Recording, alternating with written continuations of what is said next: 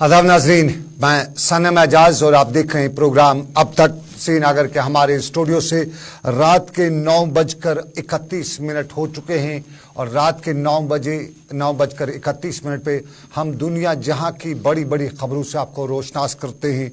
हमारी कोशिश रहती है कि आपको ज़मीनी हक़ाइक़ से जोड़े रखें, आपको ज़मीन की असल हकीकत बताते हुए दुनिया जहां की खबरों से आपको बाखबर करें। और रात 9:30 अब तक में हम इस वक्त दुनिया के सबसे बड़े कज़िये अलमिए, सबसे बड़े तूफ़ान से रोशनास कराने की वो कोशिश लगातार कर रहे हैं जिसमें इंसानियत की बात आती है।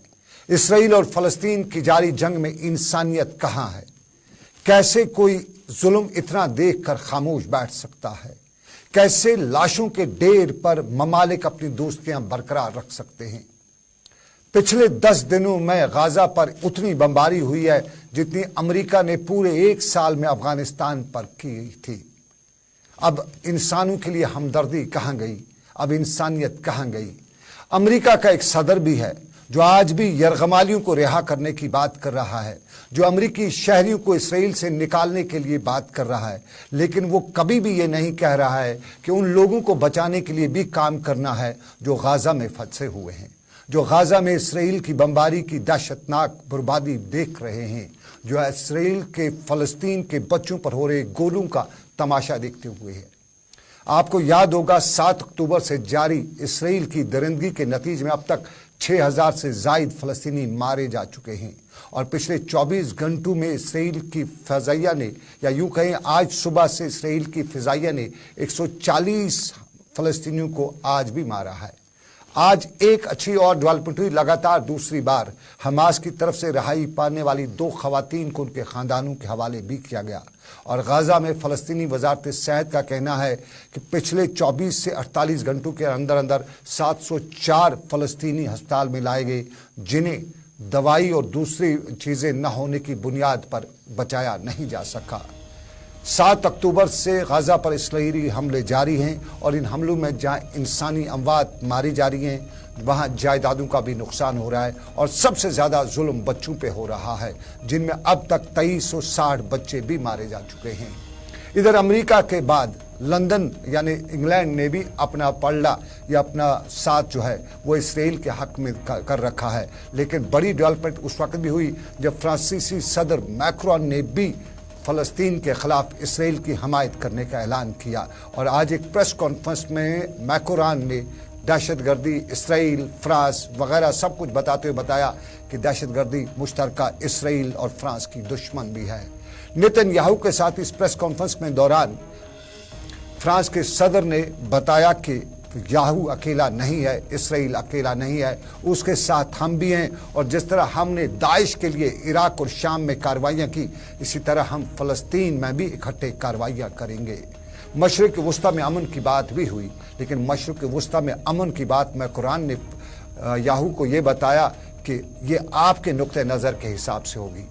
ये एक तरफ का पहलू, लेकिन दूसरी तरफ का पहलू भी आपको बताते चलें कि WHO का कहना है कि गाज़ा के अस्पतालों में अब दवाइयाँ नहीं है, गाज़ा के अस्पतालों में बीमारों का इलाज नहीं हो रहा है और वहाँ तिबी सामान या ईंधन की शदीद किल्लत हो चुकी है।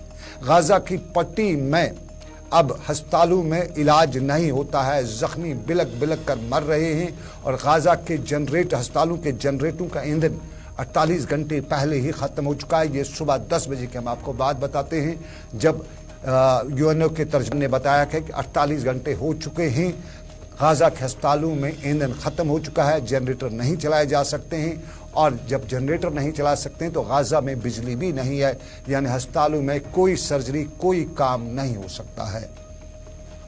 ये गाज़ा का वो अलमिया जिस पे दुनिया खामोश है, जिस पे दुनिया की इंसानियत नहीं जाग रही है। और यूक्रेन की बात भी की जाती है दुनिया में और यूक्रेन के साथ साथ और भी कई इलाकों की मिसालें देते हुए बताया जा रहा है कि एक तरफ एक कानून, दूसरी तरफ दूसरा कानून। तो इसी कानून के बीच में आपको हम जम्मू कश्मीर का भी रुख कराते हैं और जम्मू कश्मीर के लद्दाख खित्ते की बात कराते हैं, जहां आज फ़लस्तीन के हक़ में मुजाहरे हुए और द्रास के इलाके में ख़वातीन ने मुजाहरे किए। ख़वातीन फ़लस्तीन की दरिंदगी, निहत्ते बच्चों का कत्लेआम बर्दाश्त नहीं कर सकी और आज सड़कों पर निकली हुई थी।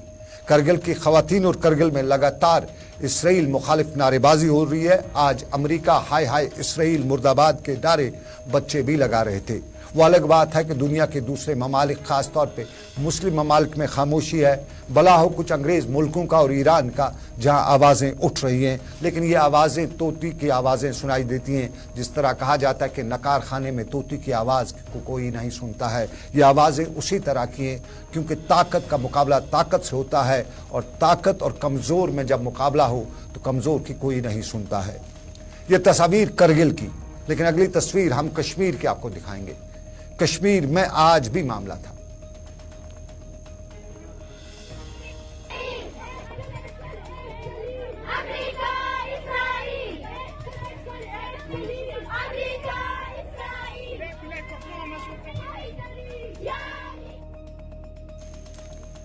आपने करगिल के बच्चों की, खवातीन की तस्वीर देखी, लेकिन कश्मीर में इस पे सियासी लीडरान ने भी बहरान पैदा कर रखा है। और आज कश्मीर में दोनों बड़ी सियासी जमातें, नेशनल कॉन्फ्रेंस और PDP, दोनों ने इसराइल और फलस्तीन के कब्जे पर अपना भी रुख अपनाए हुए अपना एहतजाज भी दर्ज कराया। जम्मू कश्मीर के साबका वज़ीर आला उमर अब्दुल्ला ने श्रीनगर में आज पार्टी दफ्तर पर मीडिया से बात करते हुए बताया कि उन्हें समझ ही नहीं आ रहा है कि फलस्तीन पर इसराइल की बमबारी में निहत्ते लोगों की अमवात पर, निहत्ते लोगों की हलाकत पर दुनिया खामोश क्यों है। श्रीनगर में मीडिया से बात करते हुए उमर ने बताया कि दुनिया ने अब यह साबित कर दिया है कि दुनिया के दो कानून हैं, इसराइल का कानून अलग है और बाकी दुनिया का कानून अलग है। उन्होंने मिसाल देकर बताया कि जब रूस ने यूक्रेन पर हमला किया, सप्लाई बंद करने की खबरें दुनिया में आने लगी, तो फौरन यूरोपीय यूनियन खड़ा हुआ, बताने लगा वार क्राइम है। और आज जब इसराइल उससे ज्यादा बदतरीन हालात फलस्तीन में पैदा कर चुका है, तो दुनिया खामोश तमाशाई बनी हुई है। उमर अब्दुल्ला ने कहा कि अब ये वक्त आ चुका है, हमको सबको दुनिया को तय करना होगा कि रूस ने जो किया था वो दुरुस्त था, या आज इसराइल जो कर रहा है वो दुरुस्त है। अगर रूस ने किया गलत था तो उसके खिलाफ दुनिया जब इकट्ठी खड़ा हुई, तो फलस्तीन पर आज इसराइल के खिलाफ दुनिया क्यों खड़ा नहीं हो रही है। उमर अब्दुल्ला को सुनते हैं और उसके बाद आगे बढ़ेंगे। दुनिया ने ये शायद साबित किया है कि इजराइल के लिए एक कानून है और रूस के लिए दूसरा। जब रूस ने यूक्रेन का गैस बंद किया, पानी बंद करने की कोशिश की, खुराक बंद करने की कोशिश की, तो यूरोपियन यूनियन के सदर ने कहा कि this is a war crime. ये रिकॉर्ड है, ये मैं कोई हवा में बात नहीं कर रहा हूं। ये यूक्रेनियन प्रेसिडेंट का उस वक्त का बयान है कि लोगों को अपने हकूक से महरूम रखना, बिलखसूस खाना पीना और तेल, ये एक वॉर क्राइम है। अगर जो रूस ने यूक्रेन के साथ उस वक्त किया वो वॉर क्राइम था, तो फिर क्या जो इजराइल गाजा के साथ कर रहा है, क्या वो वॉर क्राइम नहीं है? सीधी सी बात है। अगर वो गलत था तो ये कैसे गलत नहीं है? और अगर ये गलत था तो फिर जो रूस ने उस वक्त यूक्रेन के साथ किया वो गलत हो नहीं सकता। दोनों चीजें सही नहीं हो सकती। अब दुनिया को ये तय करना होगा। उमर अब्दुल्ला, दुनिया को तय करना होगा वो किसके साथ हैं।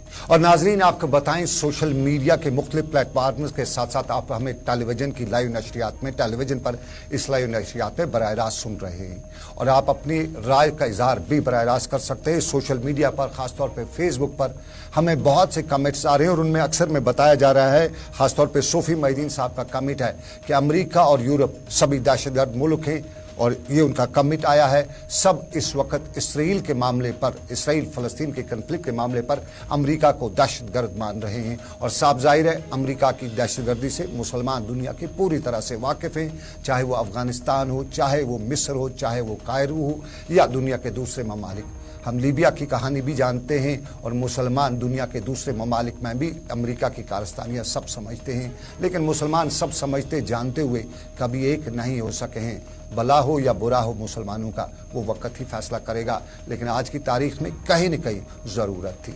लेकिन सारे के बीच में कहीं न कहीं कश्मीरी जो हैं दुनिया में कहीं पे भी जुल्म हो उसको बर्दाश्त नहीं कर सकते और उसके खिलाफ अपने एहतजाज दर्ज करते रहते हैं। नेशनल कॉन्फ्रेंस के उमर अब्दुल्ला ने आज एहतजाज भी करने की कोशिश की, बयान भी दिया, लेकिन नेशनल कॉन्फ्रेंस के साथ साथ पीडीपी भी इसमें पीछे नहीं है।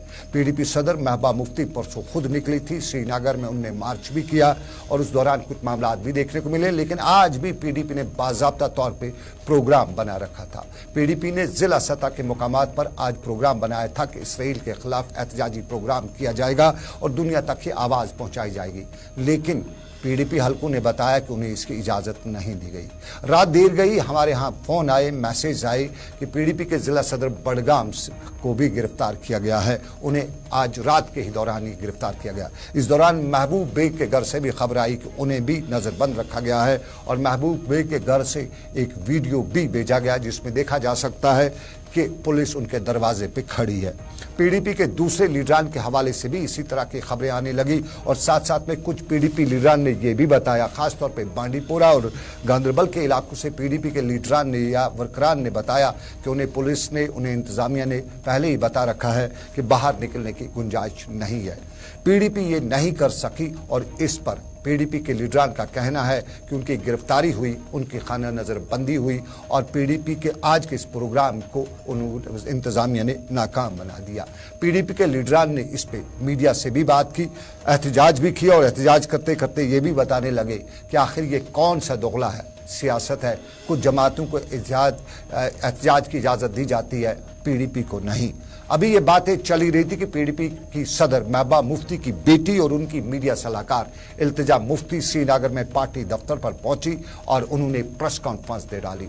इस प्रेस कॉन्फ्रेंस के हवाले से पहले तो मीडिया को यही बताया गया कि कोई बड़ी ज्वाइनिंग है और उसके बाद जब वहां पहुंचे तो पता चला कि नहीं, ज्वाइनिंग नहीं है, बल्कि ये महबूबा मुफ्ती की बेटी इल्तिजा मुफ्ती दौरान शब हुए पीडीपी के प्रोग्राम को ना किए जाने के पुलिस या इंतजामिया के प्रोग्राम पर उनका मीडिया ब्रीफिंग है। और इसी मीडिया ब्रीफिंग पर महबूबा मुफ्ती की बेटी इल्तिजा मुफ्ती ने बताया कि इस वक्त दुनिया में फ़लस्तीनियों के हक़ में लोग मुजाहरा कर रहे हैं, लेकिन जम्मू कश्मीर में पीडीपी पर ही पाबंदी क्यों। उन्होंने इल्ज़ाम आयद करते हुए बताया कि पीडीपी को जानबूझकर सरकार निशाना बना रही है और ये जमात उनके बकौल अवाम के हकूक़ की तर्जमानी कर रही है। वो जम्मू कश्मीर के अवाम के हकूक़ हो या दुनिया में कहीं जुल्म हो, इल्तिजा बता बैठी कि जुल्म के खिलाफ वो डट कर खड़ा होंगी। इल्तिजा मुफ्ती शाम को भी हमें एक जगह पे नजर आई, उस पर भी हम आपको बताएंगे, लेकिन सुबह सुबह जब उन्होंने प्रेस कॉन्फ्रेंस की तो एक और भी मामला उनने उठा रखा। उन्होंने अंगूठा के नीचे दबाने की बात भी कर डाली। वो बात क्या है वो आप सुनिएगा और सुनने के बाद हम उसमें थोड़ा सी अपनी राय भी देंगे। पहले सुनिएगा इल्तिजा मुफ्ती श्रीनगर में पीडीपी हेडक्वार्टर पर मीडिया ब्रीफिंग के दौरान क्या बता रही थी। जो हम एक्टिविटीज करना चाहते हैं वो पीसफुल है। आप खुद देख रहे हैं द इंटायर वर्ल्ड, पूरी दुनिया में कैसे millions of people are coming out on the street, they coming out to support Palestinian civilians, जिन पे आप देख रहे हैं कितना जुल्म और सितम हो रहा है। Israel humanitarian international law flout कर रहा है, वहां उनने इलेक्ट्रिसिटी, पानी, मेडिकल सप्लाईज तक बंद कर दिया है। तो मैं यहाँ की लोकल एडमिनिस्ट्रेशन से पूछना चाहती हूँ कि आप पीडीपी पे सिलेक्टिवली ये क्यों आप बार बार टारगेट कर रहे हैं। पीडीपी के लोगों को ही बंद किया जाता है और कल शाम से हमारे जो भी लीडर्स हैं, वो महबूब बेग साहब हो, गुलाम नबी हंजूरा साहब हो, they all been placed under house arrest and जो डीडीसी मेंबर्स हैं, जो इलेक्टेड मेंबर्स भी हैं, उनको भी आपने थाने में इलीगली डिटेन किया है। तो why are we seeing this kind of treatment meted out to PDP? आपको लगता है कि जो यहाँ की बाकी जमातें हैं उनको शायद आप अपने अंगूठे के अंदर कंट्रोल कर पा रहे हैं। पीडीपी वाहिद ऐसी जमात है जो अभी भी जम्मू कश्मीर के लोगों के हकूक, उनके आइडेंटिटी के लिए लड़ रही है, लेकिन फिर भी आप देखते हैं कि एडमिनिस्ट्रेशन का जो व्यवहार हमारे साथ है वो कंप्लीटली बायस्ड है, प्रेजुडिस्ड है। And this is happening after a time जब आपने पूरी पार्टी को तोड़ दिया, मतलब आपने कंप्लीटली स्प्लिंटर कर दिया, यहाँ पे डंडा यूज किया जो ज्यादातर पीडीपी के लीडर्स थे जो अब बाकी प्रॉक्सी पार्टीज में चले गए हैं। तो आप ये ट्रीटमेंट पीडीपी के साथ क्यों कर रहे हैं? वी आर सीइंग कि हमारी इंडियन फॉरेन पॉलिसी का शिफ्ट कैसे हो रहा है। इल्तिजा मुफ्ती, पीडीपी सदर महबूबा मुफ्ती की मीडिया सलाहकार श्रीनगर में प्रेस कॉन्फ्रेंस थी। एक लफ्ज आपने सुना, बाकी जमातों को अंगूठे के नीचे दबा चुके हैं। ये कश्मीर की सियासत के रिलेटेड भी सवाल उठ सकता है, बन सकता है। लेकिन ये सवाल बनता है तो इस पर क्या कुछ नजर आएगा वो भी हम आपको बताएंगे। लेकिन सोशल मीडिया पे हमें बताया जा रहा है कि बहुत से मामलात हैं। एक साहब हमें बता रहे हैं कि हमास को रोको पहले, फिर इसराइल की बात करो, फलस्तीन की बात करो। ये साहब है हमखा बसमोत्रे, ये हमारे सोशल मीडिया पे कमेंट करके हमसे सवाल करें। आप सवाल कीजिएगा, जवाब हम देंगे। लेकिन आपको बताएं, पहले लेंगे हम एक छोटा सा तजारती वक्फा, हम ब्रेक के बाद मिलेंगे। अभी और भी खबरें हैं। डीजीपी नॉर्थ कश्मीर में थे, अभी ओले गिरे हैं। ये साउथ कश्मीर में ओले गिरे हैं। जम्मू कश्मीर पुलिस को की गाड़ी को हादसा भी पेश आया है, ये भी हम आपको बताएंगे। लेकिन एक छोटे से तजारती वक्फे के बाद।